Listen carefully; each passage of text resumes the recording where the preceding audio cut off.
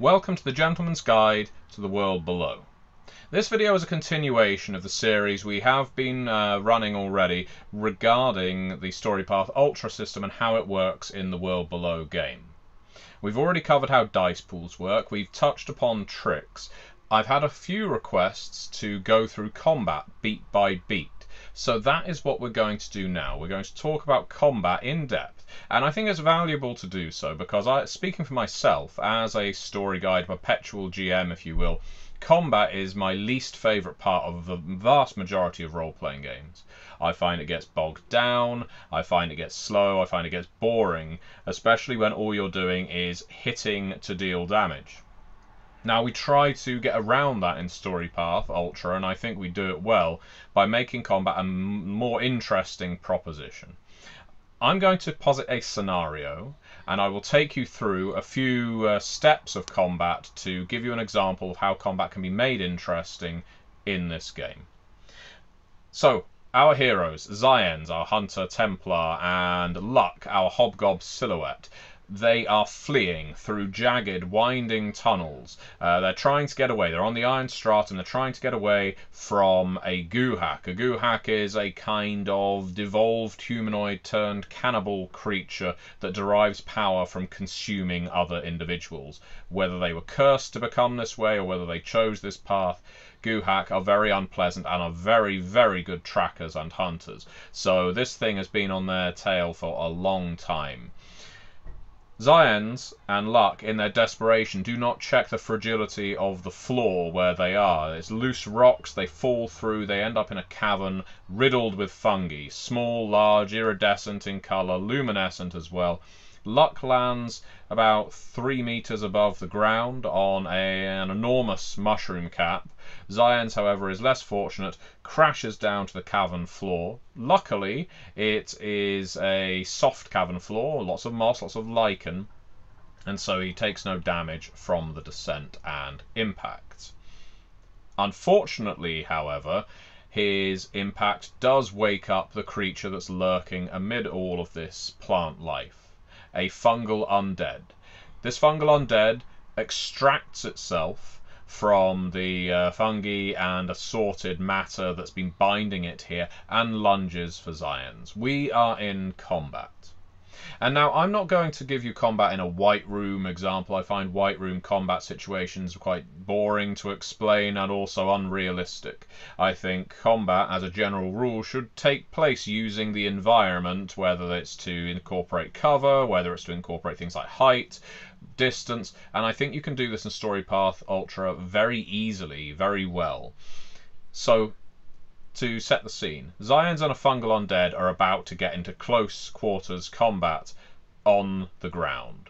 Luck is a few meters higher, and a few meters above Luck, our Guhak is about to jump down into this cave as well, just to complicate things even further. Every single character here gets to roll for initiative. So player characters can choose typically the highest of their dice pools between empathy plus dexterity or athletics plus cunning. You roll those dice pools and any 8s and 9s are hits, any 10s are 2 hits. The higher the result or higher number of hits you get, the better your initiative is going to be. Nice and simple, pretty standard for any other role-playing game too. Our antagonists, they have a flat initiative rating that is in their stat blocks. So this will be their dice pool. I will roll those as well. So let's see how our characters perform when it comes to initiative. Okay, so Zyens is currently on a 3. And Luck is on a 4, so that's good. Our Guhak is on a 2.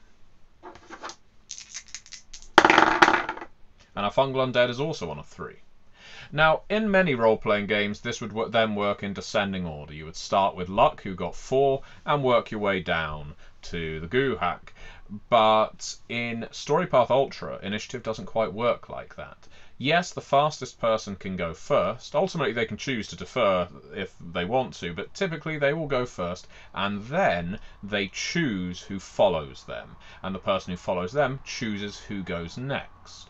Now, you may think, well, player characters will always go first in a combat round because, after all, they want to get all their hits in early, but there are some abilities, some reasons you may wish to react to what someone else does. After all, you may not want to be the one who fires first. You may wish to seek a peaceful resolution to a conflict. That is quite possible, and I think especially the case in a Storypath Ultra game where narrative, where dialogue, where influence and things like that is as valid a means of, well, handling tense situations as hitting people with a big stick.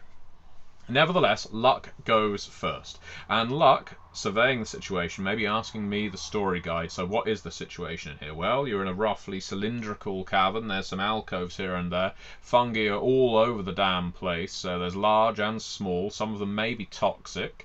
The fungal undead in the cavern floor is now lunging for your companion Zions, and you can see the shadow of the Guhak above you. So, Luck makes a decision. Confident that Zions is going to be able to handle the fungal undead himself, he is a stalwart warrior after all, Luck decides he's going to go for the Guhak. Now, he could use a sorcery, but in this case he's going to aim with his throwing dagger. So we're going to roll a ranged combat roll here to see how well, and he's got a good dice pool when I add his ranged combat, in this case to his might. See, for accuracy. Let's see how he does in hitting the Guhak. Okay, that is very, very nice. He ends up with 5 hits. So, what do these 5 hits tell us? A Guhak has a defense of 1. It's on their trait block. So one of these hits bypasses the defense and does 1 damage if Luck chooses. So you don't have to deal damage if you don't want to. You can just reserve everything for hits. For tricks, I should say. We do want to do damage to this Guhak, so throws the dagger, and it collides with our Guhak, bypasses the defense, will definitely deal 1 damage. Now, I've still got 4 hits remaining. What do I wish to do with these? Well, I mentioned tricks in the previous video, but let's talk about some of the tricks that Luck might want to go for here. For instance, for 2 hits on a ranged attack, I can buy the trip effect, which is going to knock the Guhak prone. This is a very useful ability when used against the Guhak, as I think we will shortly see. So Luck is going to exactly do that. Let's say the dagger hits the Guhak just below the knee. That's enough to make anyone buckle. So the Guhak drops prone. What about these other 2 hits? What can I use them for? Well, I'm also, then, in that case, let's have a look at some of our options here. In universal combat tricks, distraction. That's a good one. The blow is going to impose a +1 difficulty on any ranged combat or athletic actions that the Guhak decides to make, because his eyes, his attention is purely at this point on Luck. So I think that makes sense. We've got 1 more to spend, and I think we will spend that last one on, let's see, another 1-hit trick. I think what we will do in this case is Pin Down. Pin Down applies a complication of varying value depending on how many hits you put into this, 1 to 3, on the person you're attacking's next attack, because essentially they have been driven back, pinned down, in this case let's say pinned to the rocks. So that's 4 hits that have been used to buy 3 tricks in total. 2 have cost 1 hit, 1 cost 2 hits, and we did 1 damage to the Guhak. So Luck at this point is probably feeling pretty good about himself. He's driven the Guhak back a little, and Luck decides, instead of now passing to Zions, if you remember, the initiative order that we rolled put the Guhak all the way at the end, but Luck is going to choose for the Guhak to go next. Why? Because he thinks he's got the Guhak on the ropes. He thinks this is a good opportunity to really, well, I guess hammer home the debilitation of the Guhak. So, the Guhak's turn comes up. From prone, you can take a reflexive action to stand, but that's all the movement you are allowed when you start the round prone. Now this is vital in this scene because a Guhak, while being a fantastic tracker, being a fantastic hunter, incredibly fast, does not typically possess ranged weapons. Maybe Luck knew this, maybe from interacting with the Guhak before. So by knocking it down and basically saying, well, all you can do on this turn is get up, and you don't have any ranged attacks with which to hit me. Yes, you've got some qualities, some antitheses, basically the antagonist version of syntheses and sorceries. None of them are effective at range. And so the Guhak stands up, or probably moves to a squat and maybe takes some cover. That can all happen because, of course, he is a slightly above where Luck is. But long and the short of it is, the Guhak cannot take any meaningful actions beyond getting into an upright position. Now, why is this important, and why is this a good example of how combat can play out? Well, when you start thinking of strategy, and when you start thinking of tactics, and when you start thinking of ways you may actually want to beat an opponent, hitting it over the head until it's dead is not always the best option. Yes, sometimes it is, but not always. Sometimes you just want to debilitate, disable, knock them out until you can get away, or scare them off because they feel they're on the back foot. This is something that happens quite frequently in the world below because while there are, of course, non-intelligent, feral creatures that will just keep attacking no matter how much damage they've taken, a lot of creatures will, once they've taken damage or been shown to be on the losing side, they will take that as an opportunity to leave. So, Luck passed the Guhak. The Guhak is a little bitter, I've got to be honest, because he didn't get to do anything. So, as a story guide, I'm not going to pass to Zions, I'm going to pass to the Fungal Undead now. So the Fungal Undead, unlike Luck with the Guhak, is engaging in close combat with Zions. And once again, I can roll my dice pool to hit. This one will be close combat and might.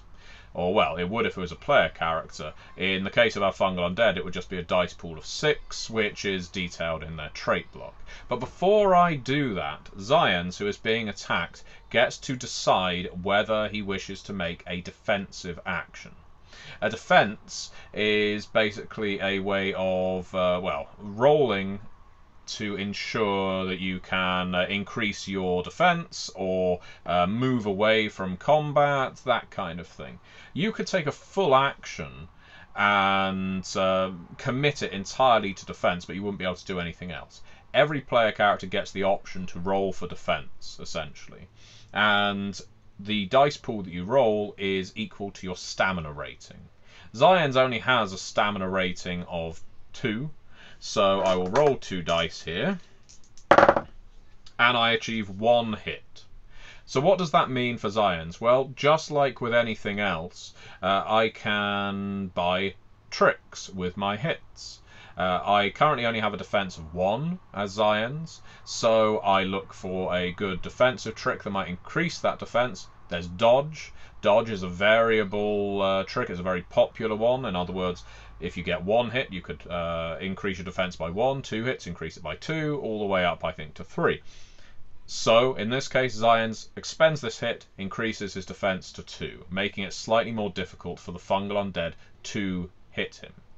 I should note Zions is wearing armor, and the Guhak was wearing armor as well, but this was not armor that increased defense, it was armor that increased their health boxes. A crucial difference, because it just means he can take more damage. So now the Fungal Undead is going to roll to hit, and let's see how that Fungal Undead does. The Fungal Undead ends up with 4 hits. A very good dice roll for the Fungal Undead. Unfortunately, 2 of those hits are consumed trying to bypass the defense, so that leaves us with 2 hits. The Fungal Undead, having hit the difficulty, which was 2 in this case, is able to do 1 damage to Zions. That it was the objective. But Fungal Undead want something a little more than just harm. They want to infect people. They want to spread their own special form of fungal invasion. And so I would look at the Fungal Undead's special abilities. He has qualities and antitheses. This one has the quality of spread infection, close combat. So in other words, as I have succeeded on a close combat action, let's say bitten Zions, I can now convey the infection status effect to Xions.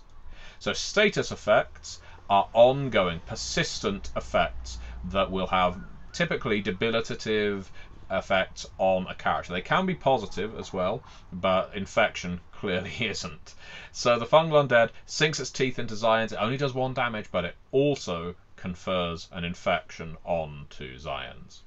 Now this is where I'm going to come to a close on this little scenario, because while we could see how Xions does in retaliation, we could of course keep going into the next round and see whether the goo hack does better next time. Or maybe this is a place where our protagonists fail. Maybe they flee, maybe they break off from combat, maybe they start using sorceries. And maybe next time we will look at sorceries and how they can be used in combat. But for the time being, I want to just take us through what we've just covered. In a combat in the world below, it always makes sense to have your environment in mind. There are things called area effects you can play as a story guide, typically, to impose things like complications or automatic damage in the surrounding area. We didn't do that in this case. Instead, what we did was a multi-tier cave with 2 antagonists and 2 protagonists. The antagonists aren't working together, they're not in concert with each other, and they've no reason to like each other. But Xions disturbed the fungal undead, so the fungal undead goes for him, and Luck decided to eliminate the goo hack, and did so very well, albeit not fatally. And so what we got to see was how hits can be used to not only inflict damage, but also to purchase tricks used in combat to disable the enemy. In Luck's case, use tricks to knock down, essentially, and pin our goo hack, and in the fungal undead's case, used a combat trick to spread an infection to Xions, which he's probably going to want looking at quite soon. Anyway, that's how combat works. And at any point you can really break off and decide, you know what, let's try fleeing now, and that's a completely different action. But that is combat, and I think that it's a simple system. It flows nice and quickly. It took me around 15 minutes to explain all of that to you. That's 1 round of combat. And most of the time when you're playing it, you're not going to be explaining it bit by bit like I just did. So hopefully it will move a lot faster when you play. The trick is, and that's the operative word here, to know what tricks are available. Note them on your character sheets, the kind of tricks that you use. And they came from, for instance, I had a section on character sheets for favoured stunts. It isn't a mechanic in the game, it's just if you're a player and there's a stunt you constantly like going to, add it to your sheet. You can do the exact same thing with the world below. If there's a trick you enjoy, whether it's disarming people, entering into grapples with people, pinning them down, note it, and note the number of hits you require to get it, and boom, you're already ready, and you can anticipate and plan as much as you see fit. Anyway, I will bid you adieu, and thank you very much for watching and or listening.